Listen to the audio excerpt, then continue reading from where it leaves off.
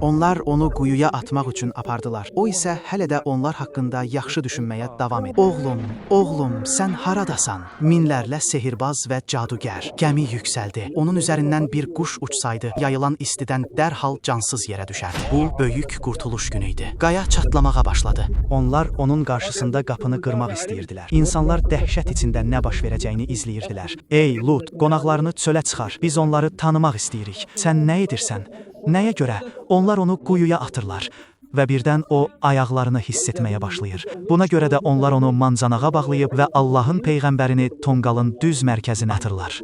Nəhəng və hamar bir qaya. Sizin aranızdan kim çıxacaq? Allahdan qorxun və qonaqlarımın yanında məni rüsvay etməyin. İnsanlar dağlara qaçır. İman gətirməyənlər Məryəm oğlu İsa'nın evinin qarşısına toplaşırlar. Qorxma, həqiqətən də sən qalib gələcəksən. Allah onu mənə bənzədəcək. Minlərlə sehirbaz əllərindəki çubuqları atdılar və onlar ilan kimi hərəkət etməyə başladı. Allah ona təlqin etdi ki, əgər o ayağı ilə hərəkət etsə, Musa qorxdu və o şəhidlik zirvəsinə ucalaraq vəfat edir. Budur, Allah tərəfindən sizə bir nişanə olacaq dişi dəvə.